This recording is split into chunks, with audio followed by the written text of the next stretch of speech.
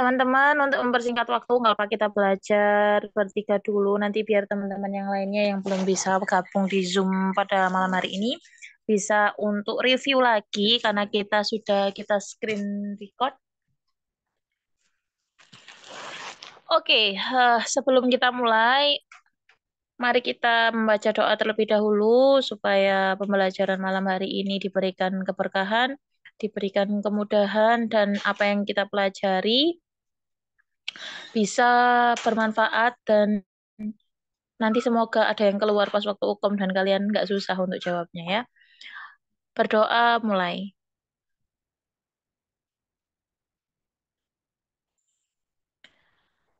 Amin. Semoga lulus hukum kompeten semua ya teman-teman ya. Oke, ini langsung nanti teman-teman yang lebih aktif kalau mau nanya-nanya lebih aktif nggak apa-apa. Jadi nggak cuma jawab pertanyaan yang di sini ataupun nanya pertanyaan yang lainnya juga boleh banget. Kita ada waktu kurang lebih 1 jaman ya teman-teman ya. Bisa kita mulai ya soal yang pertama. Sebentar, sebentar. Ini kok nggak bisa gerak?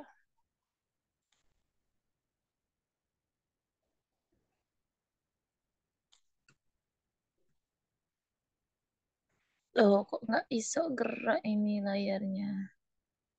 Oh ini, oke. Soal nomor 1, dibaca dulu ya teman-teman.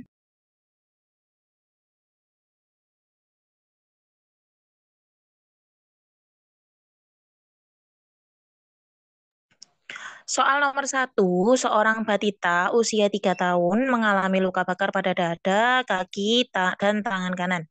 Berat badannya 18 kilo. Berapakah kebutuhan cairan resusitasi pada anak tersebut?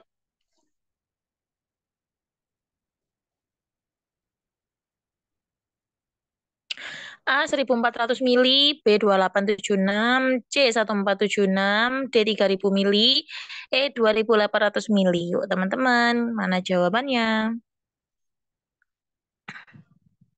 Kebutuhan resusitasi cairan pada anak yang mengalami luka bakar. Ini pastinya juga menggunakan rumus Baxter ya.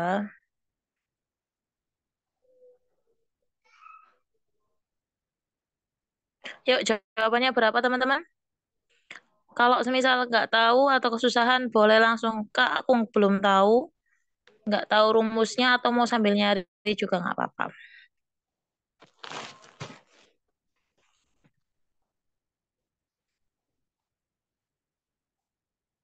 Ada yang tahu jawabannya? Untuk kaki itu persentasenya berapa ya, Kak? 14 atau 18 ya, Kak? Kaki 14. Oh, sorry, sorry. 9.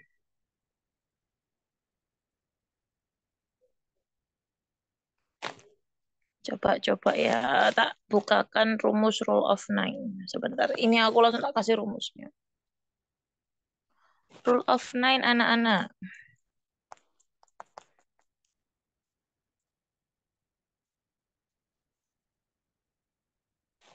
Oke. Kaki itu ada yang bilang 14, ada yang bilang 13,5 teman-teman. Yang 9 itu tangan, sorry. 9 itu tangan. Ada yang bilang 14, ada yang bilang 13,5. Tapi kalau aku ikut aliran yang 14%. Jadi 7 depan, 7 belakang. Jadi kaki itu diasumsikan 7 bagian depan sama belakang itu totalnya 14. Duh, kok soal nomor 2? Untuk dadanya 18, kakinya 14, tangan kanannya itu 9. Langsung liatin jawabannya ya. Jadi ini untuk rumus perhitungan Baxter atau resusitasi cairan pada anak-anak itu rumusnya 2 mili dikali kilogram berat badan dikali luas luka bakar plus kebutuhan faal. Nah, Yang pertama, untuk memudahkan, kita hitung kebutuhan faalnya terlebih dahulu. Kebutuhan faal itu kebutuhan cairan secara normal. Ini ada rumusnya, untuk berat badan kurang dari 10 kilo, itu rumusnya 100 mili per kilogram berat badan per 24 jam. Kalau yang 10 sampai 20 kilo, rumusnya 1000 ditambah 50 mili per kilogram berat badan per 24 jam dikali BB dikurangi 10. Kalau yang lebih dari 20 itu 1500 mili plus 25 mili di 25 mili per kilogram berat badan per 24 jam dikali berat badan dikurangi 20. Jadi dia di yang kedua ini ya teman-teman, yang 10 sampai 20 berarti 1000 mili ditambah 1000 mili ditambah 50 dikali 18 min 10 sama dengan 1000-nya tetap 50, 18 kurangi 10 kan 8. 50 kali 8 itu ketemunya 400. 1000 tambah 400 sama dengan 1400 mili untuk kebutuhan faalnya. Oke, hasil kebutuhan faalnya sudah ditemukan. Sekarang untuk kaki 9% dan tangan, salah, kebalik. Untuk dada 18%, kaki 14%, dan tangannya 9%. Kalau di total ketemunya 41%. Dimasukkan ke rumus Baxter yang besar, 2 mili dikali kilogram berat badannya tadi 18, dikali luas luka bakarnya 41, ditambah 1400. Kerjakan dulu yang perkalian, baru nanti ditambahkan. 2 mili dikali 18 dikali 41, ketemu jawabannya adalah 1476 mili, ditambahkan kebutuhan faalnya 1400, sehingga jawabannya adalah 2876 mili. Dari yang aku jelaskan, masih ada yang bingung dari rumusnya?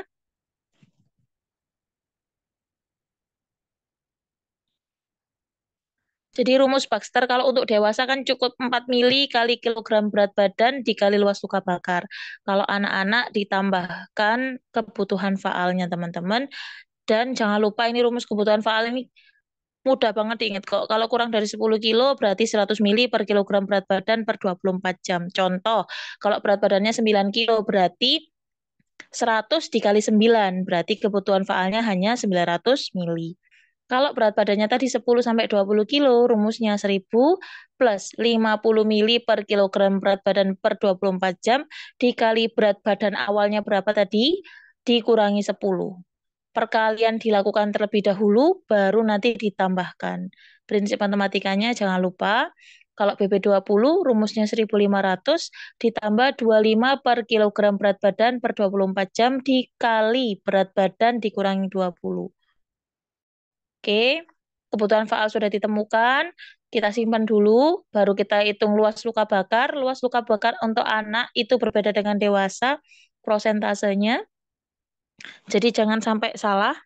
Untuk yang anak-anak itu, untuk yang anak-anak kepala itu 18, kemudian tangan 9, kelamin 1%, dada itu 18%, bagian belakang punggung 18%, kaki kanan dan kaki kiri itu 14-14.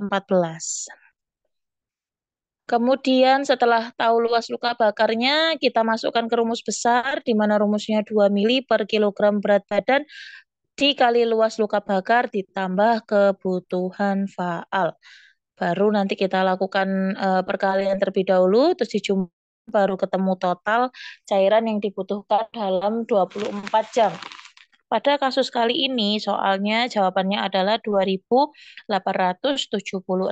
Di jawaban nomornya itu berarti apa nih? B, jawabannya adalah B. Ada yang belum paham teman-teman? Kalau misal sudah paham bisa kita next. Paham nggak kira-kira? Kak, izin bertanya, Boleh. untuk kebutuhan faal itu udah mutlak ya Kak? Karena kalau nggak salah untuk yang anak sama dewasa itu kan kalau anak 2 kilogram kali kilogram berat badan kali luas luka bakar. Terus yang aku pelajari nih Kak, belum ada plus kebutuhan faal. Kalau untuk yang dewasa kan 4 mili kali kilogram berat badan kali luas luka bakar. Gitu aja Kak. Jadi ada dua versi rumus yang memang aku temuin ya. Kalau Baxter itu ada yang versi tanpa kebutuhan faal, ada yang ditambah dengan kebutuhan faal. Kalau yang apa sih namanya yang tanpa kebutuhan faal tuh rumusnya sama sih, cuma berbeda di depannya aja ya. Yang 4 mili sama 2 milinya aja itu yang bedanya di situ. Tapi kalau yang pakai kebutuhan faal ini tujuannya apa? Karena gini, teman-teman, cairan pada anak kalau ya rasionalku ya. Kalau cairan pada anak-anak tubuhnya itu kan lebih banyak cairan, apalagi kalau terjadi luka bakar dengan luas yang lebih luas luka bakarnya itu besar. Nah, itu kan banyak cairan yang hilang. Makanya kenapa ditambahkan kebutuhan faal? Itu tadi untuk mengganti cairan yang banyak hilang tadi. Beda sama komposisi tubuh manusia dewasa yang proporsi antara air dengan si massa otot dan massa lemaknya itu istilahnya udah mulai balance lah, nggak terlalu banyak airnya kayak gitu. Nah, kalau anak-anak kan komposisi badannya tuh lebih banyak air. Kalau semisal terjadi luka bakar, pasti banyak cairan yang hilang, menguap lewat si luka ini tadi akibat panas juga, makanya banyak cairan yang dibutuhkan. Sehingga dari versi teori yang ada kebutuhan faal itu tadi untuk mengganti cairan yang banyak hilang lewat luka bakar itu tadi. Kalau yang versi yang ini yang Baxter yang biasa, yang 2 mili kali kilogram berat badan kali luas luka bakar itu memang tidak ditambahkan. Aku kurang tahu ya kenapa di situ tidak ditambahkan. Tapi kalau yang aku temukan kenapa ditambahkan kebutuhan faal tadi itu rasionalnya seperti itu. Karena untuk mengejar cairan yang banyak hilang lewat luka bakarnya itu tadi. Gitu. Ada dua versi yang memang aku temuin ada dua versi. Kalau yang jawaban ini yang aku temukan yang aku buat ini pakai yang versi ditambah kebutuhan faal. Coba kalau semisal kita hitung tanpa kebutuhan faal itu berarti jawabannya 2 mili kali kilogram berat badannya 18 dikali luas luka bakarnya 41. Berapa itu jawabannya? Bentar. Jauh beda pasti ya. Ini mana kalkulatorku ini? 2 dikali 18 dikali 41. 1476. Hampir setengahnya ya. Hampir setengahnya. Oke, nanti coba aku cari lagi kepastian si rumus Baxter ini banyak yang pakai yang ditambahkan kebutuhan faal atau tidak ya. Kalau teman-teman rata-rata diajarkan tidak ada tambahan kebutuhan faal ya. Kalau aku iya, Kak. Kalau aku juga Nggak nggak ada. ada kebutuhan faal. Oke, baik. Nanti aku coba cari lagi ya. Baik, Kak. Terima kasih. Iya, berarti ini ada dua opsi ya, antara yang B dan C. Kalau yang semisal tidak menggunakan kebutuhan faal, jawabannya C. Kalau menggunakan kebutuhan faal, jawabannya B ya. Nih, di sini ada dua-duanya jawabannya. Oke, ini PR buat aku. Nanti ingetin lagi ya. Aku carikan jurnalnya. Lanjut, soal nomor 2. Gampang ini. Seorang batita usia 2,5 tahun dirawat di RS dengan keluhan mual muntah. Pasien diberikan cairan 1.200 mili per 24 jam. Faktor tetesnya 20. Ini udah ditentukan faktor tetesnya ya, jadi nggak pakai yang faktor tetes 60. Berapakah tetesan infus pada anak tersebut? Gampang banget. Cairan yang diminta dikali faktor tetes dibagi waktunya yang diminta berapa dikali 60. Jawabannya berapa teman-teman?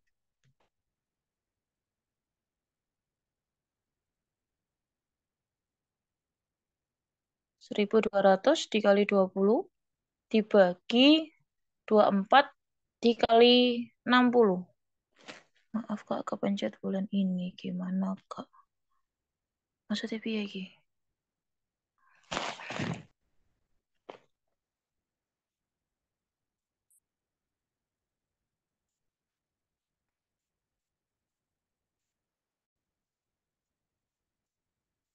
Yuk, jawabannya berapa?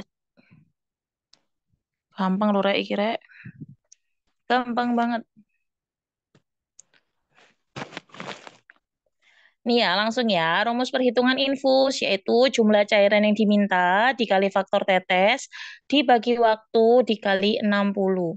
1.200 mili dikali 20, karena tadi faktor tetesnya sudah ditentukan. Kemudian dibagi 24 jam dikali 60.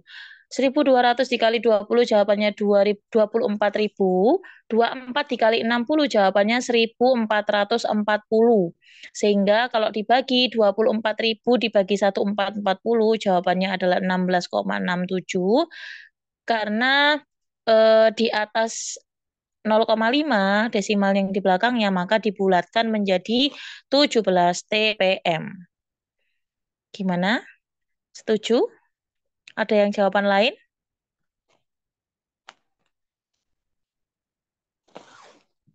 Ada jawaban lain nggak? Tidak, Kak. Sama ya.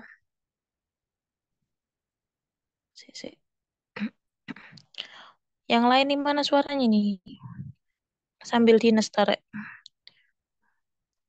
Bentar ya, bentar. Boleh dijawab di kolom obrolan ya teman-teman ya. Kalau semisal tidak mau bersuara boleh tulis di kolom obrolan.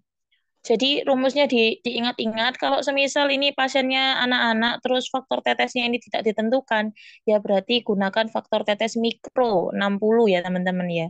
Tapi kalau memang sudah ditentukan dari pembuat soalnya, maka ya ikuti saja yang diminta berapa gitu. Lanjut ya. Untuk soal nomor 3. Balita usia 4 tahun dirawat di ruang anak dengan keluhan batuk sudah 3 hari, sesaknya ada. Hasil pemeriksaan, anak tampak lemas, batuk produktif, terdengar suara rongki, mual, muntah setiap batuk, heart rate-nya 110 kali per menit, RR-nya 35 kali per menit, suhu 37,8. Apakah masalah keperawatan utama pada kasus tersebut?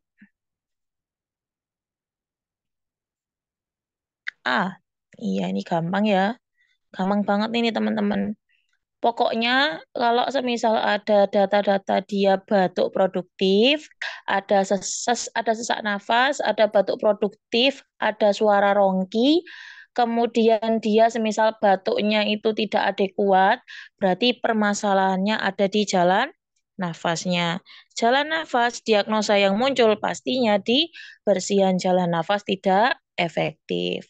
Teman-teman harus hati-hati karena di sini ada data yang bisa mengecoh teman-teman, di mana muncul data mual muntah. Biasanya nanti kalau misal nggak teliti, bisa diarahkan ke nausea. Padahal memang bukan itu diagnosa utamanya. Permasalahan utamanya adalah di bersihan jalan nafas tidak efektif akibat batuk yang produktif itu tadi, gitu ya. Gampang banget ya. Nah, pada pasien mengalami gangguan di persihan jalan nafas dibuktikan adanya batuk dan terdengar suara rongki saat diauskultasi. Data fokusnya ada batuk sudah 3 hari, sesak nafas, batuk produktif, terdengar suara rongki, dan RR-nya 35 kali per menit. Jadi ini jawabannya adalah A. Lanjut, untuk soal nomor 4. Ini juga penentuan masalah utama atau diagnosa utama, di mana seorang bayi perempuan 9 bulan dirawat di ruang anak dengan keluhan BAB cair sebanyak 10 kali, mual dan muntah 2 kali. Hasil pengkajian, mukosa bibirnya kering, cubitan perut kembali lambat, BB-nya 7 kilo, mata cekung, heart rate-nya 140 kali per menit, suhunya 38. Apakah masalah utama pada pasien di atas? Yuk, jawabannya adalah Kak Salsabila jawabannya B. Yuk yang lain yuk. Kak Melinda jawabannya B. Data yang muncul adalah ini DS-nya itu BAB cair sebanyak 10 kali, mual dan muntah 2 kali. Itu data subjektifnya. Untuk data objektifnya yang mendukung diagnosa adanya mukosa bibir kering, cubitan perut kembali lambat, kemudian adanya mata cekung juga. Nah, kalau teman-teman tidak hati-hati, di sini ada diagnosa pengecoh, yaitu diagnosa di diare. Diare itu ditegakkan menjadi satu diagnosa tersendiri, namun pada kondisi seperti ini, pada kasus ini, diare bukan masalah utamanya, tapi masalah utamanya adalah terlalu banyak cairan yang hilang akibat diare. Makanya yang kita tegakkan adalah hipovolemia. Pada pasien di atas, pasien mengalami kehilangan cairan akibat diare 10 kali dan muntah 2 kali. Kehilangan cairan yang terjadi mengakibatkan kondisi cairan dalam tubuh berkurang, ditunjukkan dengan mukosa bibirnya kering, cubitan perut kembali lambat, mata cekung, dan heart rate-nya meningkat. Data di atas menunjukkan jika pasien sudah mengalami kondisi hipovolemia. Hipovolemia itu sendiri adalah penurunan volume cairan intravaskular, interstitial ataupun intraseluler akibat adanya keluarnya cairan yang terlalu banyak pada kasus yaitu akibat diare dan muntah. Kalau semisal memang ditanya apakah 3 diagnosa utama pada pasien, jawaban pertama adalah hipovolemia, jawaban kedua adalah diare, jawaban yang ketiga adalah hipertermia. Tapi karena memang yang ditanyakan masalah utamanya adalah terlalu banyak cairan yang hilang akibat diare sehingga diagnosa yang diangkat yaitu hipovolemia. Kita atasi dulu kehilangan cairannya dengan cara melakukan resusitasi cairan. Seperti itu ya teman-teman ya. Oke, aku cek jawabannya lagi teman-teman. Kak Zaza ini jawabannya B ya Kak Zaza ya. Untuk diare ini sebenarnya betul, tapi bukan diagnosa utamanya. Dia diagnosa nomor 2. Diagnosa utamanya adalah hipovolemia. Markanya apa? Penandanya apa? Data diagnosa hipovolemia. Sudah adanya tanda-tanda kekurangan cairan. Contoh, mukosa bibir kering, cubitan perut kembali lambat. Cubitan perut itu turgor kulit itu loh, Rek. Turgor kulit kembali lambat. Kemudian matanya sudah mulai cekung, berarti sudah banyak cairan yang hilang. Oke, next. Kalau ada yang mau tanya, langsung tanya ya. Karena kadang kalau ngomong kecepatan. Soal nomor 5. Seorang batita usia 2 tahun dirawat di ruang anak dengan keluhan demam selama 4 hari. Saat dilakukan pengkajian, heart rate-nya 110 kali per menit, suhunya 39,5, RR-nya 35, dan pasien tiba-tiba mengalami kejang saat dilakukan pemeriksaan. Tindakan apa yang tepat dilakukan perawat pada saat menghadapi pasien tersebut? Teman-teman dinas di ruang anak, terus pasiennya suhunya tinggi, tiba-tiba kejang di depan mata. Teman-teman ngapain nih? Kalau ketemu pasien yang seperti ini. Pasien anak kejang. A. Melakukan kompres. B. Mengamati dan mendokumentasikan kejang. C. Memiringkan anak untuk mencegah aspirasi. D. Memasang bedrel. E. Memanggil teman sejawat. Yuk, yang lain, ada jawaban yang lain selain C?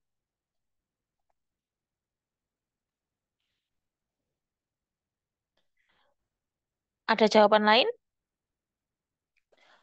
Oke, Kak Papa yang lain sambil nyimak ya. Pada pasien yang mengalami kejang, baik anak ataupun dewasa, satu hal utama yang harus teman-teman lakukan saat menghadapi pasien kejang, yang pastinya teman-teman jangan panik, ya, jangan panik. Yang kedua, langsung miringkan anak. Ke kanan, ke kiri, terserah. Yang penting miring dulu. Dengan tujuan apa? Untuk mencegah agar tidak terjadi aspirasi, takutnya ada cairan yang keluar. Nanti kalau misal dia dalam posisi tengadah atau terlentang, itu nanti cairannya malah aspirasi ke paru-paru, malah nanti jadinya panjang urusannya. Jadi lebih baik kita miringkan terlebih dahulu, tidak diperbolehkan untuk memberikan apapun kepada mulut pasien. Kalau misal orang-orang desa itu dulu percaya dikasih sendok lah, dikasih apa untuk mencegah agar tidak tertutup mulutnya, itu nggak boleh. Cukup dimiringkan saja. Lalu setelah dimiringkan, nah ini kan jika sudah dimiringkan, perawat dan perawat hanya sendirian, usahakan untuk memanggil teman sejawat. Tekan bel yang di sekitar situ atau minta keluarga atau keluarga pasien untuk memanggil teman yang lainnya. Setelah bantuan datang, biasanya kalau pada pasien-pasien anak, itu diberikan obat untuk meredakan kejang lewat suppositoria. Contohnya ada stesolid sup, dan jangan lupa kalau setelah sudah dimasukkan obat-obatan untuk meredakan kejangnya, laporkan ke DPJ atau dokter penanggung jawabnya untuk dievaluasi kondisi pasien selanjutnya. Gitu ya. Jadi kita miringkan dulu, setelah sudah kita miringkan sambil amati, jaga jangan ditinggal, terus panggil teman-teman sejawat yang lainnya, bisa tekan bel atau minta dipanggilkan keluarga pasien. Terus pasti kalau teman-temannya udah tahu itu kejang, dia datang ke ruangan pasti bawa stesolid sup biasanya yang lebih gampang. Stesolid sup dimasukkan lewat anus, sudah masuk, kita amati, kejangnya berhenti, laporkan kejangnya ke DPJP dan jangan lupa juga cek apa TTV-nya juga ya untuk pas waktu melaporkan itu tadi dan berapa lama durasi kejangnya. Biasanya itu nanti juga ditanyakan sama DPJP-nya. Jadi untuk soal nomor 5 ini jawabannya adalah C. Memiringkan anak untuk mencegah aspirasi. Gampang ya. Oke, lanjut. Kalau misal ada yang mau ditanyakan langsung aja nanya. Jangan sungkan-sungkan. Soal nomor 6. Seorang batita Seorang batita usia 2 tahun di ruang rawat anak dengan keluhan mual dan muntah, demam selama 5 hari. Saat dilakukan pengkajian, heart rate-nya 110, suhunya 39,5, RR-nya 35, CRT-nya kurang dari 3 detik, turgor kulit elastis. Saat dilakukan pengkajian, pasien tiba-tiba mengalami kejang saat dilakukan pemeriksaan. Apakah masalah utama pada kasus tersebut?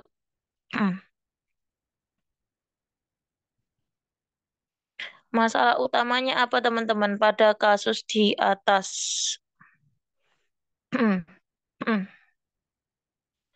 Yuk, apakah jawabannya?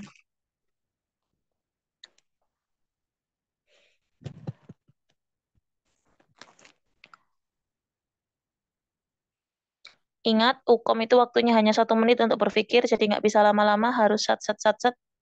Jawabannya apa? Kak Warsono jawabannya B, Kak Zaza jawabannya D, Kak Melinda D, Kak Winnie B. Yuk, yang lain dibaca dengan baik-baik.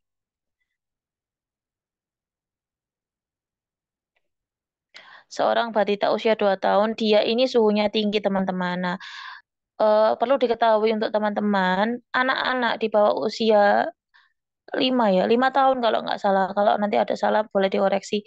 Di bawah 5 tahun atau di bawah 7 tahun itu masih sangat berpotensi untuk mengalami kejang akibat demam. Nah, pada pasien ini kan pasiennya masih usia 2 tahun, kemudian suhunya sangat tinggi di 39,5. Nah, pasiennya ini tiba-tiba mengalami kejang, berarti kejangnya diakibatkan oleh hiper hipertermia. Nah, pada kasus ini, kenapa jawabannya bukan D? Karena masalah utama yang menyebabkan anak ini sampai kejang itu bukan di resiko ketidakseimbangan elektrolit, teman-teman. Tapi ada masalah aktual yang lebih nyata, yaitu hipertermianya. Ya, masalah aktual yang lebih nyata adalah di hipertermianya.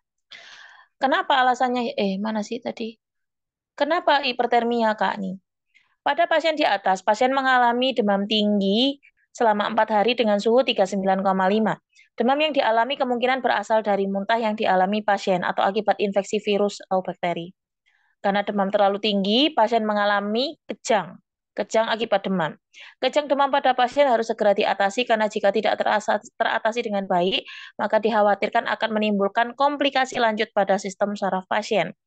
Nah, yang harus ditangani ini penyebab dari kejangnya, yaitu demamnya. Oleh sebab itu, diagnosa utama yang terjadi pada kasus ini adalah hipertermia. Meskipun pada apa sih namanya? Pada kenyataannya, resiko ketidakseimbangan elektrolit ini juga bisa diangkat, namun bukan masalah utama. Masalah utamanya adalah di hipertermia.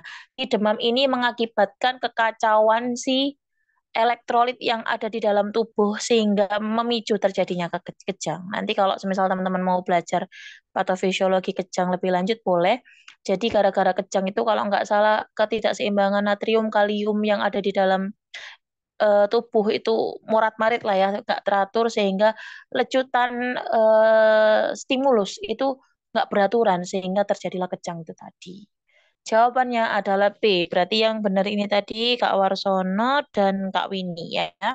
Yang lain, oke, nanti dicoba lagi ya. Jadi harus jeli dan jangan lupa, jangan lama-lama membacanya. Karena waktunya cuma 1 menit aja. Kalau ada yang mau tanya, langsung tanya ya. Kita next di soal nomor 7. Coba dibaca dulu, aku tak minum bentar.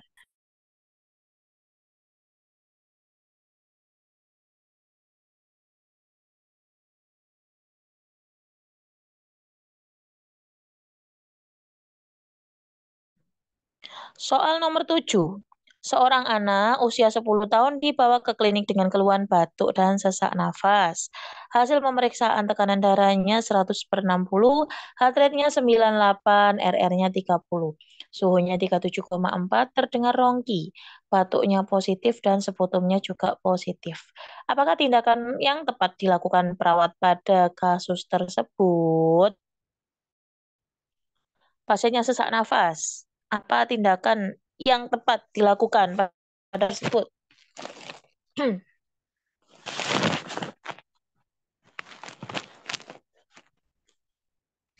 Pasien sesak nafas.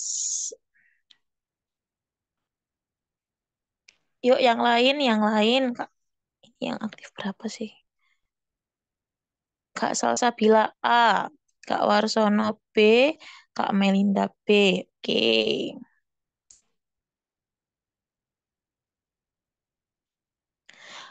Eh, Gini teman-teman. Jadi kalau semisal nanti teman-teman pada praktek kenyataannya di klinik ataupun di rumah sakit, utamakan melakukan tindakan keperawatan mandiri terlebih dahulu. Contoh tindakan keperawatan mandiri yaitu tadi memberikan posisi semivoller, memberikan posisi yang nyaman, kayak gitu-gitu itu dilakukan terlebih dahulu sebelum melakukan tindakan kolaborasi. Oksigenasi itu tindakan kolaborasi ya teman-teman ya, bukan tindakan mandiri keperawatan. Yang ditanyakan pada pasien ini, ketika pasien mengalami sesak nafas, kemudian dia juga batuk, mungkin batuk ini yang mengakibatkan sesak ini juga. Yang dilakukan yang tepat adalah pastinya satu, memberikan posisi semivoller. Di mana posisi semivoller ini bertujuan untuk memaksimalkan ekspansi dan ventilasi paru. Kalau semisal pasiennya datang dengan kondisi sesak batuk dan sesak terus tidak diposisikan semivoller, sesaknya akan malah bertambah. Karena apa? Karena ekspansi parunya tadi nggak bisa maksimal. Jadi posisikan dulu 45 derajat ataupun kalau mau voller langsung juga boleh 90. Tapi lebih enaknya coba dulu 45 derajat sambil nanti kita laporkan. Kalau semisal memang kondisinya, nah ini di sini soal ini ada yang kurang. Kurang apa coba? Saturasinya tidak dicek. Harusnya langsung dilakukan pengecekan saturasi untuk menentukan kira-kira masker oksigen apa nih yang cocok nih dengan kondisi pasien dengan saturasi seperti ini gitu kan. Jadi ketika ketemu pasien sesak, langsung posisikan semivoller terlebih dahulu, cek TTV-nya lengkap, sampai di saturasinya. Sesudah itu, kalau semisal tidak ada dokter yang berjaga pada saat itu, ya berikan nasal kanul terlebih dahulu sambil kita laporkan. Tapi kalau semisal memang kondisinya udah nggak baik, kita udah tahu semisal dengan saturasi 85 ke bawah, ya jangan diberikan nasal kanul, teman-teman. Diberikan ya NRM seperti itu. Jadi sesuai dengan kondisinya sambil nanti kita laporkan. Kayak gitu ya. Kemudian kalau semisal sudah stabil kondisinya, pasien sudah stabil, saturasi sudah mulai membaik, pasiennya sudah bisa diajak untuk komunikasi. Nah, ini kan anak usia 10 tahun sudah bisa diajak untuk koordinasi ya, untuk belajar bareng, bisa diajarkan untuk batuk efektif. Dek, kayak gini ya batuknya ya, biar nanti dahaknya bisa keluar. Kalau semisal sudah diajarkan batuk efektif, dahaknya nggak bisa keluar, kita lakukan fisioterapi dada sama postural drainase juga boleh. Kalau semisal tidak mau melakukan fisioterapi dada sendiri, kita bisa kolaborasikan dengan fisioterapis, dan jangan lupa juga kolaborasikan untuk memberikan bronkodilator ataupun obat-obatan untuk mengencerkan dahak juga, biar nanti dahaknya lebih mudah untuk dikeluarkan. Jadi jawabannya adalah memberikan posisi semivolar. B ya, tadi dengan alasan untuk memaksimalkan ekspansi ventilasi paru-paru. Lanjut, soal nomor 8.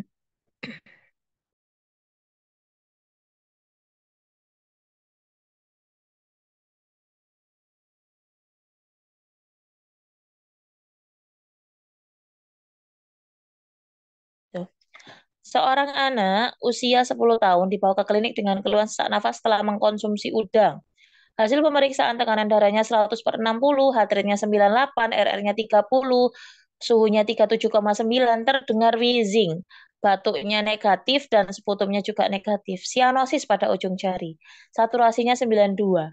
Apakah masalah utama pada kasus di atas? Yuk, jawabannya apa teman-teman? Ketika pasien wheezing, ketemu pasien wheezing, harus kita apakan? Kok harus kita apakan? Diagnosa apa yang muncul? Pasien dengan wheezing.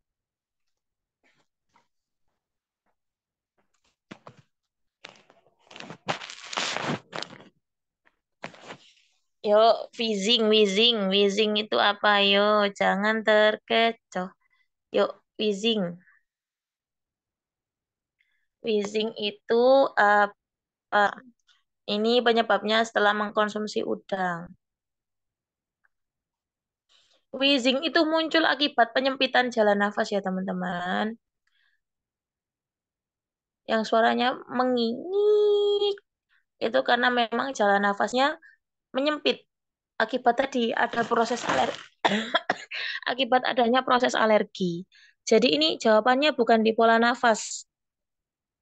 Wheezing itu bukan masuk di marka pola nafas. Tapi wheezing itu masuk di marka berhentian jalan nafas. Wheezing itu muncul akibat adanya penyempitan jalan nafas. Jadi masalahnya tetap di jalan nafas. Wheezing, rongki itu masalahnya di jalan nafas. Ingat-ingat, wheezing, rongki masalahnya di jalan nafas. Sehingga ketika kalian ketemu pasiennya wheezing, meskipun dia nggak batuk, ada sputum, masalahnya tetap di bersihan jalan nafas tidak efektif. Apalagi gangguan ventilasi spontan itu jauh, nggak ada ke arah sana sama sekali. Pengecohnya adalah di pola nafas tidak efektif, tapi jawabannya adalah bersihan jalan nafas tidak efektif. Nih, rasionalnya teman-teman bisa dibaca ya. Pada pasien dengan kondisi alergi, maka akan terjadi pembengkakan jalan nafas akibat respon alergi, sehingga jalan nafas menyempit dan munculnya suara wheezing. Suara wheezing ini muncul akibat penyempitan saluran pernafasan, di mana penentuan prioritas diagnosa keperawatan yang menggunakan metode DRABC, kok DRABC, DRCAB ya ini nanti aku revisi. DRCAB, maka diagnosa utamanya karena ini pasien yang nggak ada masalah di sirkulasinya, tapi ada masalah di airway-nya, maka diagnosa yang muncul adalah bersihan jalan nafas tidak efektif. Kak, kalau mikir kayak gitu kepanjangan, oke. Pokoknya kalau ketemu pasien dengan wheezing, dengan rongki, kemudian kalau rongki biasanya ada gandengannya, ada batuk tidak efektif, sekutu menumpuk, itu pasti bersihan jalan nafas. Kalau wheezing biasanya dia ada asma, biasanya dia ada alergi, itu juga masalahnya di airway-nya atau di bersihan jalan nafasnya. Bukan di pola nafas. Pola nafas itu masuk di breathing, oke? Diingat-ingat di situ teman-teman ya, jangan sampai salah. Atau bisa ditulis lah biar nggak lupa ya. Kak, mau nanya. Boleh, boleh. Kalau gangguan ventilasi spontan itu contohnya bagaimana ya? Oke, sebentar. Aku sambil buka ini ya, data yang muncul di ventilasi spontan.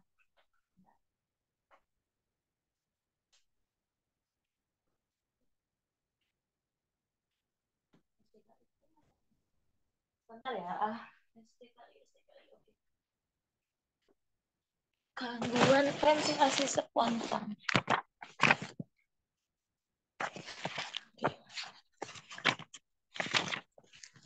Kalau gangguan ventilasi spontan ini pengertiannya sendiri adalah penurunan cadangan energi yang mengakibatkan individu tidak mampu bernafas secara adekuat. Faktor resikonya itu ada gangguan metabolisme. Biasanya itu akibat apa sih namanya itu loh? Bisa akibat adanya gangguan metabolisme itu tuh contoh kayak asidosis, alkalosis itu juga bisa mengarah ke sana. Kemudian adanya kelelahan otot pernafasan. Jadi dia udah terlalu capek. Nah, otot pernafasannya. Ataupun ada juga penyakit yang bisa mengakibatkan kelemahan otot pernafasan. Nah, itu biasa bisa muncul diagnosa gangguan ventilasi spontan. Apa ya? Aku lupa penyakitnya itu apa ya? Pokoknya dia tuh mengganggu si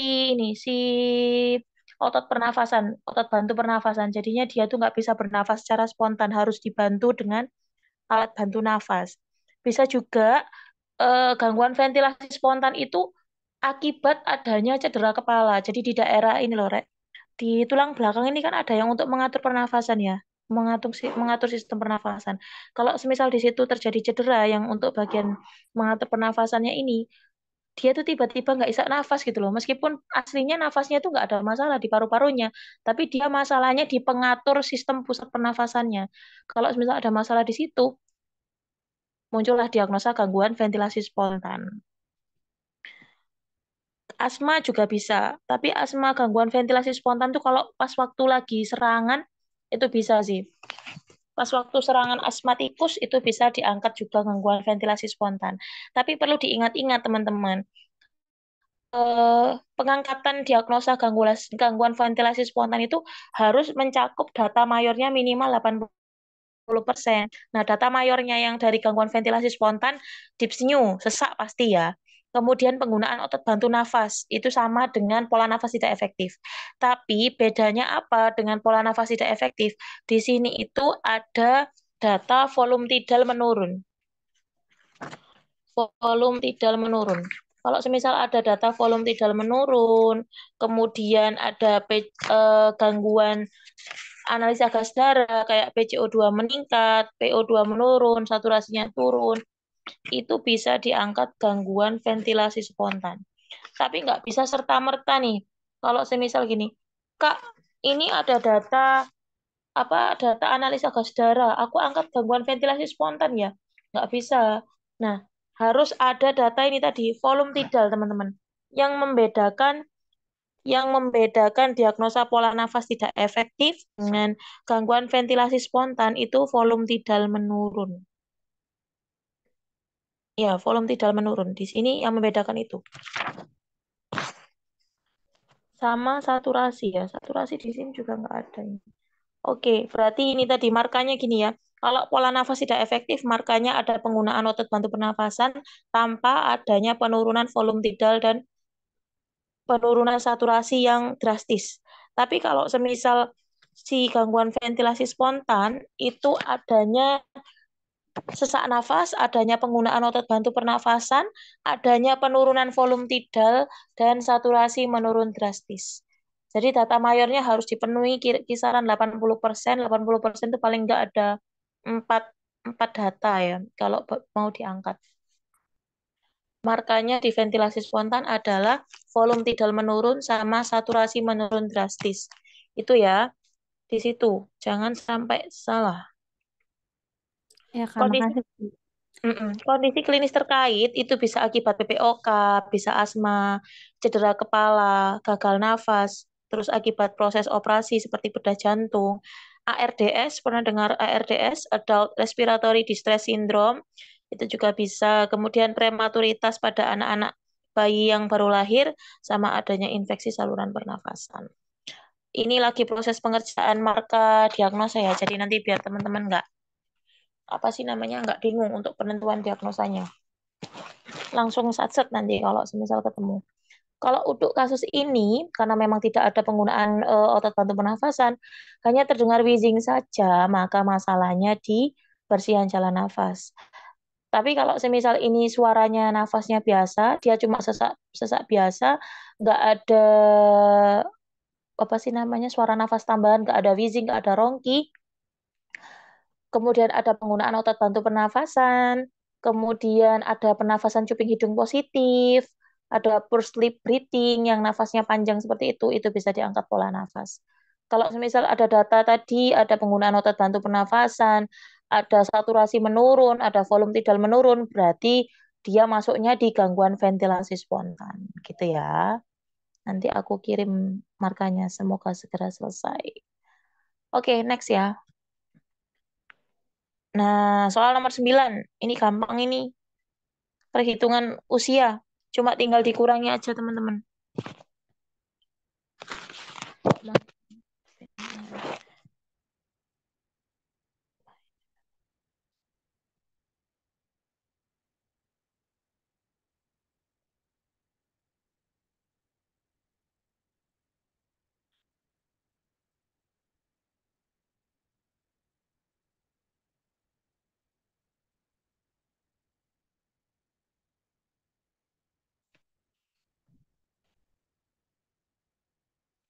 Yuk, jawabannya apa?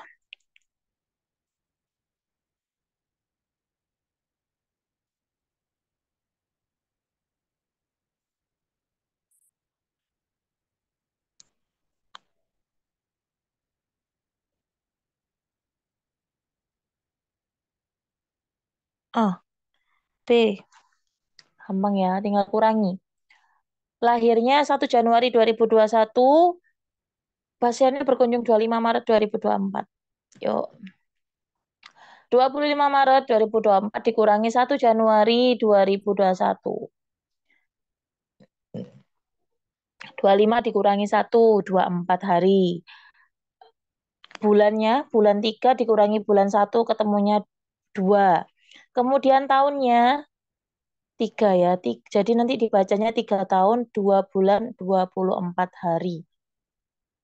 Jawabannya adalah 3 tahun, 2 bulan, 24 hari. A. Ada yang benar? Coba, hati-hati. Oke, betul. Kak Warsono betul. Kak Melinda betul. Jadi jawabannya A ya, teman-teman. Rumusnya adalah jadwal berkunjung dikurangi tanggal lahir. Itu aja. Kalau semisal ininya di depannya ini, Kak, ini di depannya kok jawabannya 31 hari ya? Atau semisal 34 hari. Ya tinggal ditambahkan di bulan selanjutnya aja. Jadi bulannya, semisal harusnya bulan 1 jadi bulan 2 kayak gitu. Nanti harinya cuma sisa berapa hari? Cuma sisa 2 hari atau 3 hari. Yang satu bulannya diberikan ke bulan yang selanjutnya. Kalau nanti ada soal kita bahas lagi. Gampang ya ini ya. Lanjut. Nah, ini sering keluar ini teman-teman. Sering banget keluar dan sering banyak yang salah. Anak usia 4 tahun dirawat di ruang anak dengan diagnosa demam berdarah. Saat dilakukan pengkajian, pasien rewel, takut saat bertemu dengan perawat dan tidak mau disentuh oleh perawat. Perawat akan melakukan pemeriksaan suhu tubuh dengan termometer aksila. Namun karena kondisi pasien yang rewel, akhirnya perawat menggunakan termometer infrared untuk mempercepat proses pemeriksaan suhu. Apakah prinsip etik yang dilakukan perawat pada kasus tersebut? Justice, fidelity, non-malice, autonomy, ataupun accountability. Kira-kira yang mana nih prinsipnya? Kalau pasiennya ini udah rewel, nggak bisa disentuh, mau tetap diukur suhu, karena perawatnya nggak mau pasiennya makin rewel, dia pakai termometer infrared aja nih. Kira-kira dia menggunakan prinsip etik apa? Justice, fidelity, non-maleficent, autonomy, atau accountability. Gampang banget yuk. Yang mana yuk?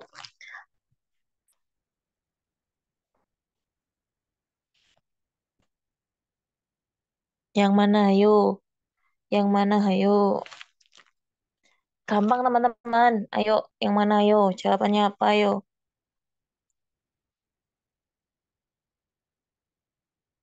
Eh, yang lain? Justice, fidelity, non-maleficent, autonomy, accountability. C. Oke. Hmm. Jadi teman-teman, pada pasien anak itu kan memang pasien anak itu kan memang notabene rewel ya, dan sering tidak kooperatif saat dilakukan pengobatan. Karena pasiennya rewel, terus kalau semisal kita paksakan untuk menggunakan termometer aksila, dia malah makin marah, terus malah makin nggak mau minum obat dan yang lain-lainnya, terus dia trauma, maka kita sebagai perawat harus menerapkan prinsip etik non maleficient. Karena bertujuan apa? Bertujuan agar yaitu tadi tidak merugikan pasien. Dalam artian merugikannya apa? Menimbulkan trauma. Bahkan teman-teman pasien anak itu ngelihat kamu aja tuh udah trauma gitu loh. Apalagi sampai dikasih diukur suhu, diketek, dia pasti mindsetnya tuh nanti bakalan disuntik dan yang lainnya. Makanya untuk tidak menimbulkan trauma atau menggunakan prinsip traumatic care, maka sebagai perawat kita harus melakukan prinsip etiknya yaitu non maleficient, yaitu tidak membahayakan dan tidak merugikan pasien. Untuk justice itu adil, fidelity ini menjaga kerahasiaan, autonomi ini memberikan hak pasien untuk memilih perawatan yang mau dilakukan, accountability itu terukur, tindakannya itu terukur. Jadi jawabannya adalah C.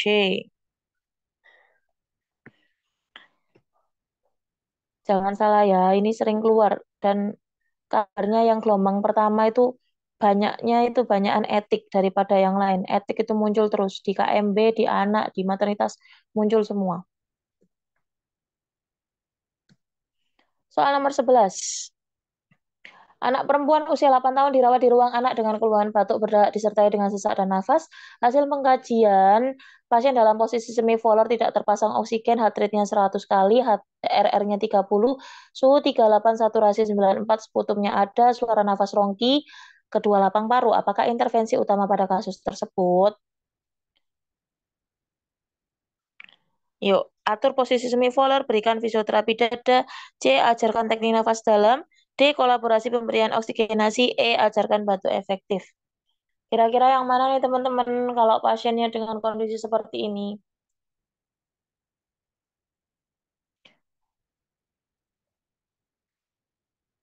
Pasiennya udah semivolar nih, nggak kepasang oksigen. Heart rate-nya 100, RR-nya 30, suhunya 38, saturasinya 94, ada seputum, suara nafas rongki, kedua lapang paru. Kira-kira apa intervensi utama yang harus dilakukan? E, D, D. Yuk yang lain.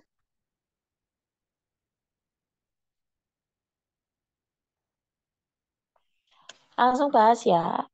Oke. Nih teman-teman, pada pasien tadi itu kan pasiennya sudah kondisinya semivolar ya teman-teman ya. Kemudian dia saturasinya 94. Saturasi normal itu 95% ke atas. Sehingga karena memang tindakan utama keperawatan sudah kita lakukan sudah dilakukan dengan dengan posisi semivolar, maka tindakan yang harus kita lakukan dengan kondisi pasien yang RR-nya 30, saturasinya 94, kita lakukan kolaborasi untuk pemberian oksigenasi terlebih dahulu. Dengan tujuan apa? Dengan tujuan untuk menaikkan kadar oksigenasinya atau menaikkan kadar saturasinya terlebih dahulu. Kalau misal saturasinya sudah stabil di atas 97 atau 98, baru boleh kita lakukan mungkin bisa kita ajarkan batuk efektif ataupun kita lakukan fisioterapi dada seperti itu ya. Jadi ini kita kolaborasi dulu pemberian oksigen karena memang pada pasien ini terjadi penurunan saturasi. Memang nggak signifikan sih penurunannya, tapi kalau semisal kita biarkan saja nanti bisa makin turun saturasinya. Jadi kita lakukan untuk pemberian oksigenasi terlebih dahulu. Oke, jawabannya adalah D. Kenapa bukan E? Kalau pasiennya sesek, kita ajarkan batuk efektif, kira-kira efektif nggak yang kita ajarkan? Malah makin sesek nggak dia kira-kira? Jadi kita atasi sesaknya terlebih dahulu. Atasi sesaknya itu yaitu tadi dikasih oksigen dulu. Pasiennya sudah mulai tenang, RR-nya sudah mulai turun, sudah bisa diajak interaksi, sudah bisa diajak koordinasi, kita ajarkan batuk efektif. Baru nanti kita fisioterapi dada, bisa postural drainase seperti itu. Jadi kita kondisikan senyaman mungkin pasiennya. Bayangkan aja kalau teman-teman lagi sesek, nggak pakai oksigen, terus, ayo Bu, tak ajarin batuk. Kira-kira mau nggak? Gitu ya. Jadi jawabannya adalah D. Lanjut. Ini, yuk yang itu kayak tadi teman-teman. Ini anak laki-laki lahir tanggal 2 Maret 2009, masuk RS-nya 15 Agustus 2014. Yuk, caranya 15 Agustus 2014 dikurangi 2 Maret 2009. Jawabannya apa? Yuk, cus. Jawabannya apa? 15 Agustus 2014 dikurangi 2 Maret 2009. Jawabannya apa, teman-teman?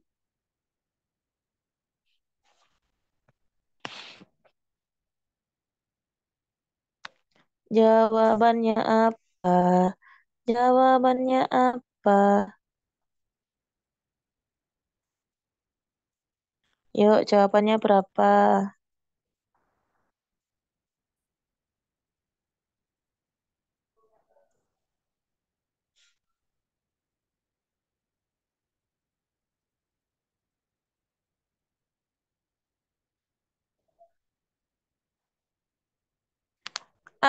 Oke, kita lihat.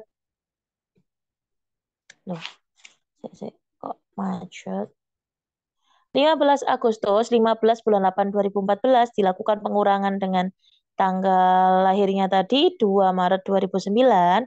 Ketemunya 15 dikurangi 2 adalah 13 hari. 8 dikurangi 3 ketemunya 5.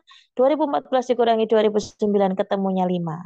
Dibacanya 5 tahun, 5 bulan, 13 hari.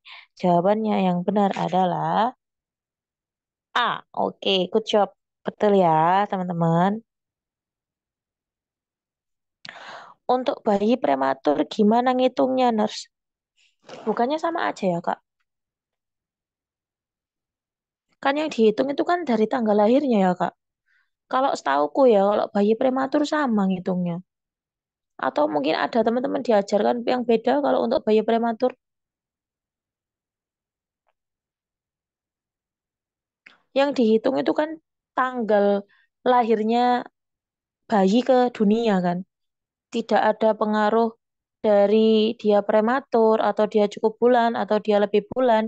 Jadi setauku kalaupun meskipun dia prematur, ya dihitungnya tetap dari tanggal lahirnya itu sama aja. Setauku loh ya. Tapi nanti boleh aku catat dulu, nanti aku coba bantu cari ya. Aku dulu kuliah nggak ada diajarin kalau bayi prematur segini caranya nggak sama aja. Yang penting diketahui tanggal lahirnya sama tanggal kunjungan ke rumah sakit aja. Mungkin nanti yang membedakan ya dari kondisi fisiknya ataupun mungkin dari apa sih namanya berat badan pas waktu lahir gitu-gitu Bu paling yang membedakan. Kalau yang untuk usia sama aja kayaknya Kak Warsono.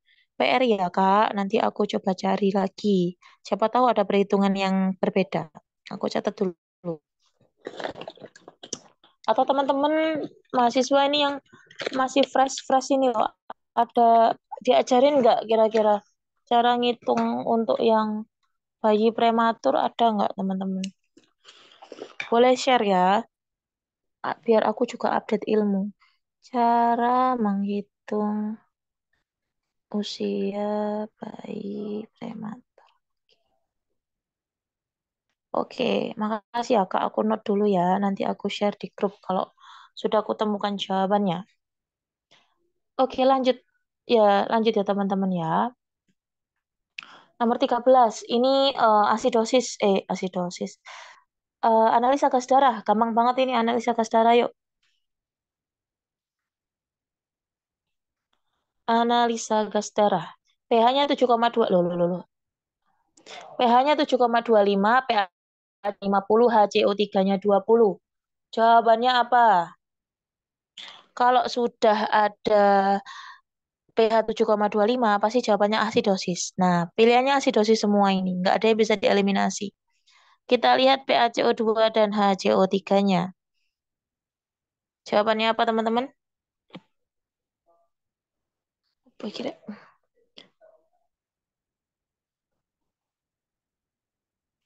Yuk, jawabannya apa? Asidosis apa?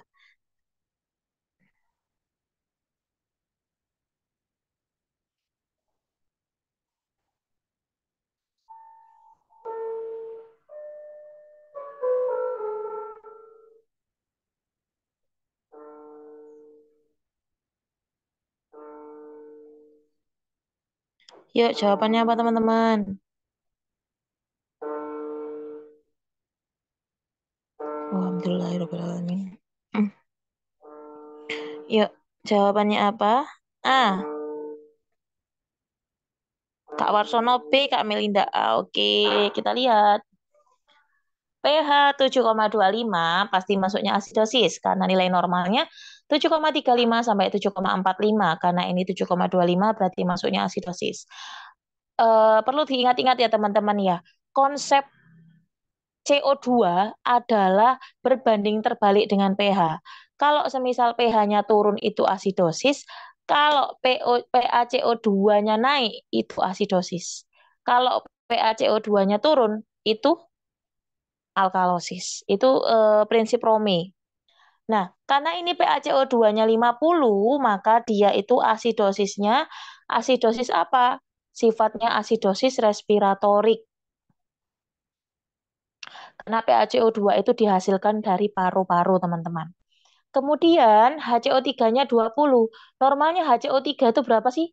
22 sampai 26. Ketika HCO3 ini, nah sifatnya HCO3 ini berbanding lurus dengan pH. Kalau kalau semisal pH-nya itu turun, asidosis. Kalau HCO3-nya juga turun, dia juga asidosis. Sama, sifatnya juga sama-sama kayak itu, asidosis. Nah, HCO3-nya ini menurun, kemudian karena ini dia hasilnya kan tidak terlalu signifikan, yang signifikan adalah di PaCO2-nya, maka jawabannya adalah asidosis respiratorik. Kunci dulu asidosis respiratoriknya. Nah, terus untuk menentukan dia ini kompensasinya apa? Gimana caranya, Kakak? Nah, kompensasi ini ada rumusnya. Kalau semisal pH-nya normal, PaCO2 dan HCO3-nya nggak normal, itu terkompensasi penuh. Kalau pH-nya abnormal, PaCO2 dan HCO3-nya abnormal, maka terkompensasi sebagian. Kalau pH-nya abnormal, PaCO2 atau HCO3 salah satu ada yang abnormal, maka tidak terkompensasi. Pada kasus ini, PaCO2-nya nggak normal, HCO3-nya juga nggak normal, pH-nya juga nggak normal, maka jawabannya adalah asidosis respiratorik terkompensasi sebagian. Jawabannya berarti apa nih? Asidosis respiratorik terkompensasi sebagian. Jawabannya adalah A. Nanti aku kasih PPT untuk analisa gas darah ya, buat dipelajari teman-teman ya. Atau bisa lihat di TikTok aku itu udah lengkap di situ untuk analisa gas darahnya. Ada marka-markanya juga ada. Jadi ini tadi ya jawabannya adalah asidosis respiratorik terkompensasi sebagian.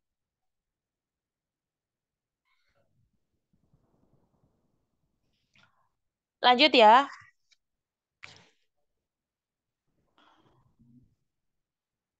nomor 14. Nah, ini gampang nih. Ayo, udah ada analisa gas darahnya, gampang banget. Yuk, jawabannya apa yuk? Seorang anak perempuan usia 3 tahun masuk RS dengan keluhan batuk 1 minggu, demam, sesak nafas, tidak mau makan dan minum. Hasil pengkajian heart rate-nya 110 kali per menit. RR-nya 45. T-nya 38,5. Terdengar rongki kedua lapang paruh. Terdapat sianosis pada ujung kuku dan bibir. Cuping hidung positif. Hasil analisa gas darah pH-nya 7,25, PaCO2-nya 50, CO3-nya 20. Apakah masalah utama pada kasus tersebut?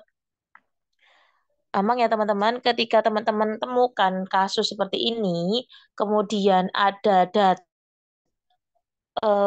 analisa gas darahnya, berarti ini masalahnya di gangguan pertukaran gas. Jawabannya C ya.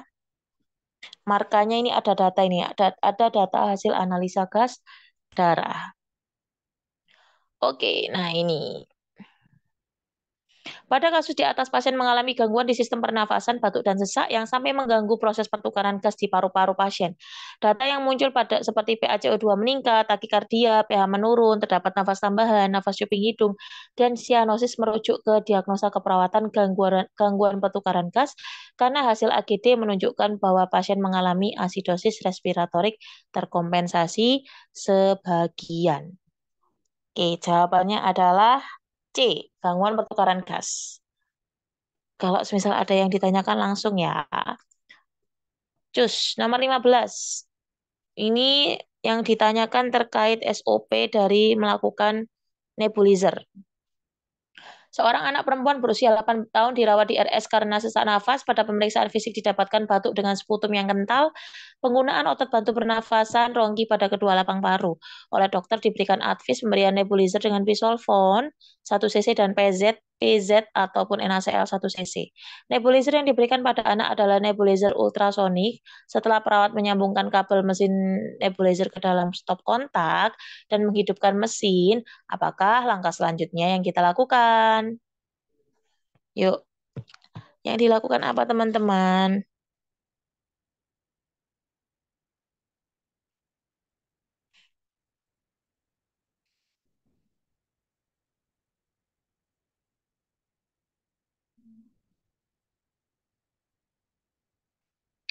Yuk, yang dilakukan apa teman-teman? Setelah dihidupkan mesinnya.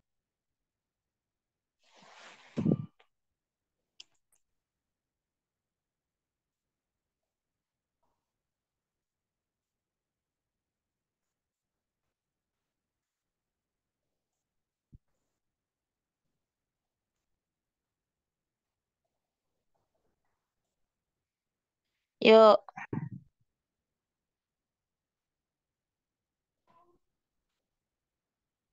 Ah, oke, nih jawabannya ya.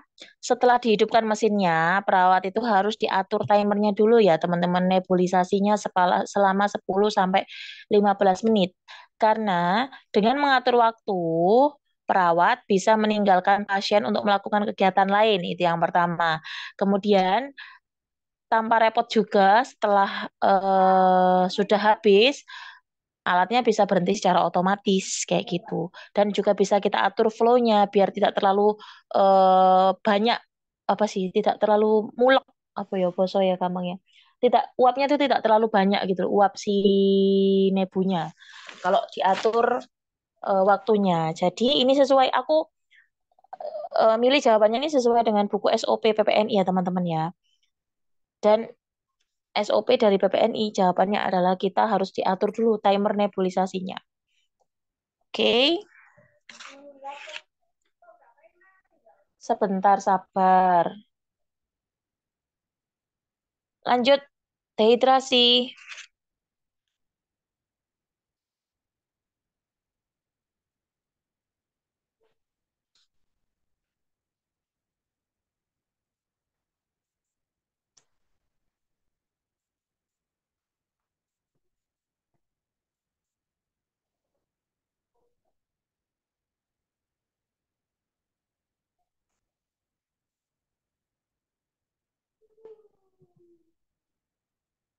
Jawabannya apa nih teman-teman?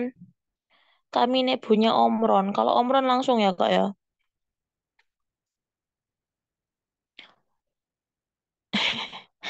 Emang sih kak, maksudnya kalau sekarang kan alat nebunya sudah canggih ya, tanpa diatur waktu sudah keset sendiri.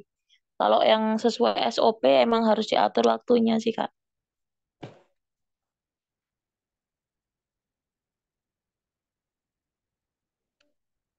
Kadang juga ada yang tanpa diatur waktu wis langsung keluar terus nanti habis. Habisnya juga pasti kisaran di kisaran 10 menitan biasanya. Kalau anakku batuk itu biasanya juga 10 menitan diuap itu habis sendiri tanpa diatur waktunya. Yuk nomor 16 jawabannya apa teman-teman? Diare, derajat dehidrasi apa kalau pasiennya merasa haus, minum dengan lahap, cubitan perut kembali dengan lambat, mukosa bibir kering. Pada kasus di atas, anak tersebut masuk ke dalam derajat dehidrasi apa?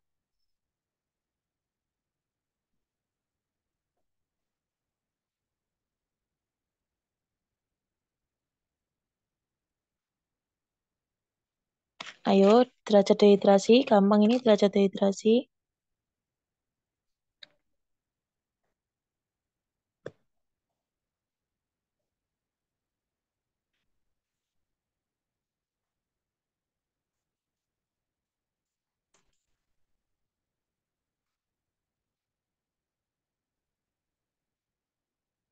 A, ringan sedang. Oke. Pada kasus di atas, pasien mengalami diare dengan derajat ringan sedang. Betul Kak Salsabila. Tandanya apa? Anak gelisah, mudah marah, mata cekung, anak merasa haus dan minum dengan lahap, cubitan perut kembali dengan lambat, mukosa bibirnya kering. Nah, ini menurut MTBS ya. Terus bedanya apa dengan derajat berat, Kakak? Kalau derajat berat itu dia sudah nggak nafsu untuk minum sama sekali.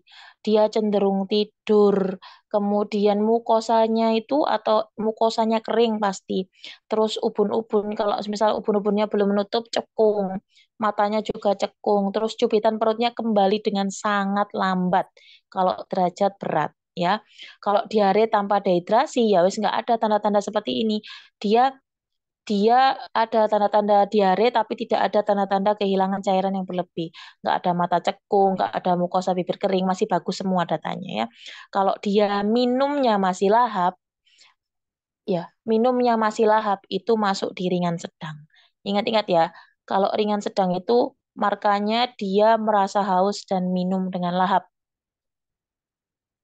Itu point of view-nya di situ. Oke, jawabannya adalah ringan sedang. Nah, derajat dehidrasi itu ada cuma tiga, teman-teman. Diare tanpa dehidrasi, derajat ringan sedang, dan derajat berat. Itu aja ya. Ini kan kenapa ada ringan sendiri, berat sendiri, sedang berat ini sebagai pengecoh aja. Biar teman-teman bingung.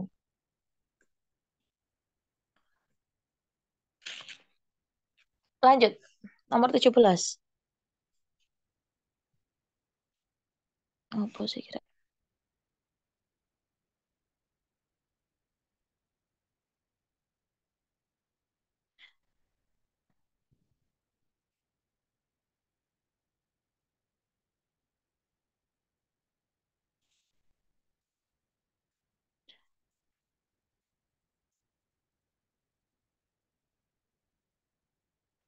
Yuk, jawabannya apa? Seorang anak perempuan usia 7 tahun dirawat di ruang anak dengan keluhan BAB cair sebanyak 10 kali, mual dan muntah 2 kali, hasil pengkajian mukosa bibirnya kering, cubitan perut kembali lambat, BB-nya 7 kilo, mata cekung, heart rate-nya 140 kali per menit, suhunya 38, terpasang IV D5 1 D5 seperempat NS 1000 mili per 24 jam, perawat akan melakukan evaluasi terhadap cairan yang sudah diberikan. Data apa yang menjadi indikator bahwa terapi cairan yang diberikan berhasil?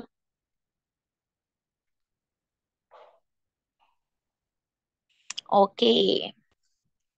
Jadi karena ini kan ada kekurangan cairan, terus diberikan resusitasi cairan, kita mau evaluasi nih. Cairan yang diberikan ini sudah pas atau belum, ataukah masih kurang, itu diukurnya dari urin outputnya ya teman-teman ya. Pada pasien dengan dehidrasi cairan, hal yang bisa kita ukur untuk mengetahui cairan yang diberikan sudah tepat atau tidak adalah dengan melihat output urinnya, karena nilai normal output urin pada anak adalah 1 sampai 2 mili per kilogram berat badan. Kalau semisal pas diukur kok masih kurang nilainya, bisa jadi cairan dehidrasi yang diberikan itu masih kurang. Nanti bisa ditambahkan, bisa diberikan rumatan ditambahkan semisal tadi 1000 jadi semisal 1500 ataupun mau di loading sebentar juga bisa, tergantung nanti keputusan dokternya ya. Itu. Oke, nomor 18. Nah, ini gampang nih, infus. Ambek merem besok. 18.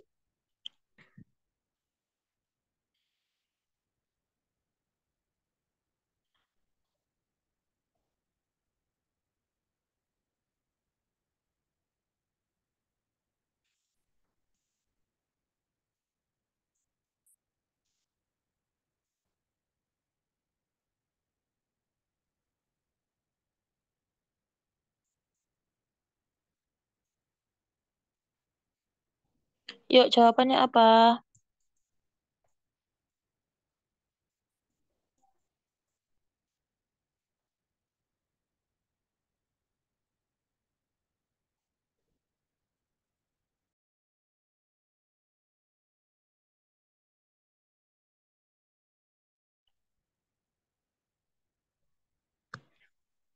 Kita bahas ya, rumusnya adalah cairan yang dipinta dibagi faktor tetes dikali, salah kok dikali. Faktor cairan yang diminta dikali faktor tetes dibagi waktu yang harus habisnya berapa dikali 60. Cairan dimintanya 2000 dikali faktor tetesnya 20, waktunya 24 jam dikalikan 60.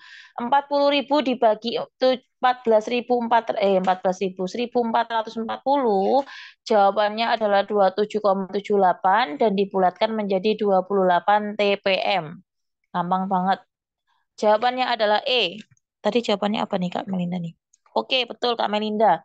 Jawabannya adalah E. Gampang ya. Untuk rumus tetesan infus ini gampang banget. Nih, rumusnya ini ya, diingat-ingat. Oke, next. 2 soal lagi. Seorang anak laki-laki berusia 8 tahun datang ke poliklinik dengan keluhan berat badan turun 4 kilo dalam waktu 1 bulan. Berat badan sebelumnya 25 tahun. Kok 25 tahun? 25 kilo, sorry ya. Ini salah, ini nanti tak revisi. Anak tidak nafsu makan. Hasil pemeriksaan anak tampak cengeng, badannya kurus, ubun-ubunnya cekung, tulang pipi menonjol, perutnya buncit, dan ototnya atrofi. Apakah masalah utama pada kasus di atas? Ini sudah ada kata-kata penurunan berat badan 4 kilo dalam waktu 1 bulan. Gampang banget. Sudah kelihatan diagnosanya apa yang muncul? Good job, pinter. Kalau sudah ada penurunan berat badan, dan lebih dari 10%, jawabannya pasti adanya masalah di defisit nutrisi, didukung dengan adanya data badan kurus, ubun-ubun cekung, perutnya buncit, otot atrofi, itu sudah sangat mendukung untuk diangkat diagnosanya defisit nutrisi ya teman-teman ya. Kalau misal resiko defisit nutrisi, ngangkatnya gimana? Kalau resiko defisit nutrisi itu sudah ada mual muntah tapi belum ada penurunan berat badan, itu bisa resiko defisit nutrisi. Ada data misal dia nafsu makannya menurun, itu bisa mengarah ke resiko defisit nutrisi. Tapi kalau sudah defisit nutrisi, berarti sudah ada penurunan berat badan lebih dari 10%. Ya, sementara ini di sini berat badan sebelumnya itu 25 kilo. Kalau 10%-nya 25 kilo kan 2,5 kilo. Nah, ini sudah 4 kilo, berarti sudah berapa persen itu? Berarti sudah lebih dari 10%, maka diagnosa yang diangkat adalah defisit nutrisi. Nah, pada pasien di atas, pasien sudah mengalami penurunan berat badan lebih dari 10% dalam 1 bulan. Maka pasien dapat ditegakkan diagnosanya defisit nutrisi didukung dengan data yang lain, yaitu anak tidak nafsu makan, badan kurus, perut buncit, dan ototnya atrofi. Oke, paham ya? Udah pinter-pinter nih teman-teman nih. Soal terakhir, yuk jawabannya apa teman-teman?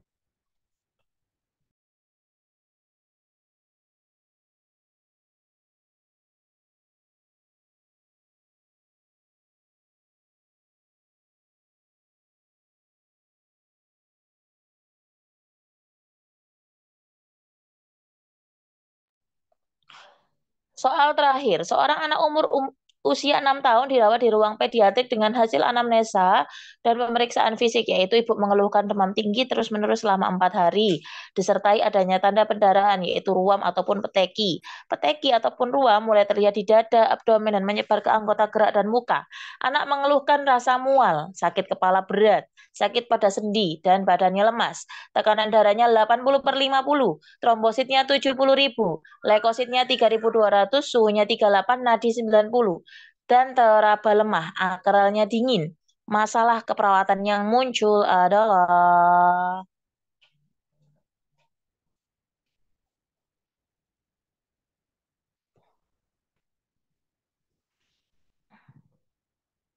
E, C. Masalah keperawatan yang muncul adalah hipovolemia, teman-teman ya.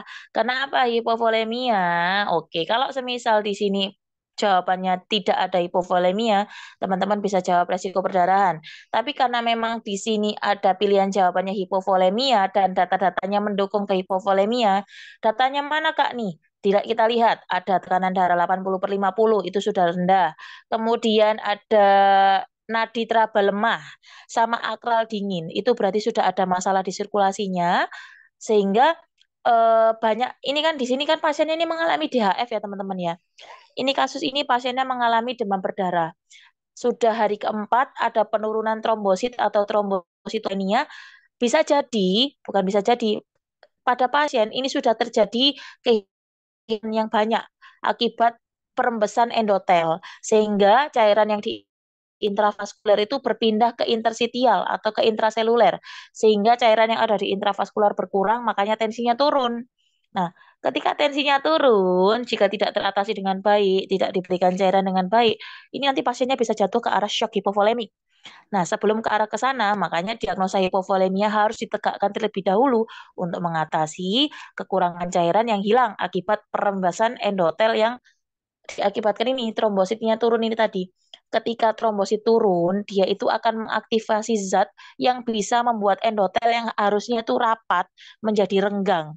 Sehingga cairan itu bisa nerobos, teman-teman. Harusnya nggak bisa lewat, dia malah bisa lewat. Sehingga pindah semua itu yang di pembuluh darah pindah ke jaringan. Kalau sudah pindah seperti itu, volume intravaskulernya berkurang, lama-lama kolaps. Nah, kalau kolaps ya bisa mengarah ke kematian. Itulah kenapa pasien-pasien dengan demam berdarah, utamanya anak, kalau semisal tidak terdeteksi dengan baik, tidak teratasi dengan baik pemberian cairannya, maka banyak yang meninggal. Salah satunya penyebabnya ini, akibat trombosit yang menurun, mengakibatkan sel endotel itu melebar, cairan rembes, cairan yang di intravaskular berkurang, sehingga mengalami penurunan volume atau hipovolemia. Jika tidak teratasi dengan baik, maka akan mengakibatkan shock hipovolemia. hipovolemik ataupun hemoragik juga bisa. Jawabannya adalah C. Ini rasionalnya ya. Pada pasien di atas anak mengalami gejala DBD dirawat hari kelima dengan trombositopenia dan leukopenia. Pada pasien juga terdapat tanda gejala penurunan volume cairan dalam tubuh. Contohnya, badannya lemas, tensinya turun, memang nadinya 90. Kok nadinya masih tinggi, Kak? Itu masih upaya kompensasi tubuh untuk meningkatkan sirkulasi ke organ-organ yang vital seperti otak, paru-paru dan yang lainnya. Tapi sudah terabah lemah, bukan bukan terabah kuat lagi karena memang kapasitasnya sudah mulai berkurang cairan intravaskularnya. Kemudian akralnya dingin. Kenapa akral bisa dingin pada pasien hipovolemia? Karena suplai darah ataupun suplai yang berasal dari jantung itu difokuskan pada otak, difokuskan pada jantung, difokuskan pada ginjal, hati, paru-paru. Sehingga untuk jaringan-jaringan yang perifer kayak kaki, tangan itu nggak kebagian teman-teman. Makanya kalau diraba dingin, dinamakan akral dingin. Akral dingin tuh anyep gitu loh teman-teman. Kayak kamu habis mandi, kum-kum atau berendam lama. Nah itu kalau dipegang kayak gitu dinginnya. Ataupun bisa juga apa sih namanya kayak berkeringat besar, berkeringat dingin, keringatnya dingin. Hal ini harus segera diatasi dengan pemberian cairan resusitasi untuk mengganti cairan yang hilang akibat trombositopenia. Dan diagnosa yang bisa diangkat dengan data di atas yaitu hipovolemia. Kalau semisal ditanya lagi, diagnosa selain hipovolemia apa? Bisa diangkat resiko perdarahan juga bisa, diangkat peningkatan suhu tubuh juga bisa karena suhunya 38. Oke. Sudah selesai untuk keperawatan anak. Teman-teman ada yang mau ditanyakan? Ini nanti aku benerin dulu karena ada beberapa tadi yang tipe-tipe ya, namanya juga manusia yang bikin soal. Ada yang tipe-tipe aku benerin dulu, sama nanti aku blog yang jawabannya buat teman-teman bisa review lagi nanti di rumah. Kalau semisal ada pertanyaan lebih lanjut, bisa chat di grup ya. Jadi grupnya biar nggak adem ayem kayak gitu. Nanti kapan-kapan kita belajar lewat kuliah WA gitu aja ya. Aku share soal terus kita bahas di chat WA. Itu nanti di luar yang pembahasan via Zoom. Sama tadi ada PR terkait rumus Baxter dan cara menghitung usia bayi prematur. Nanti kalau misalnya udah aku temukan jawabannya, aku share di grup ya teman-teman. Ada pertanyaan? Kalau semisal tidak ada pertanyaan, aku akhiri Zoom pada malam hari ini.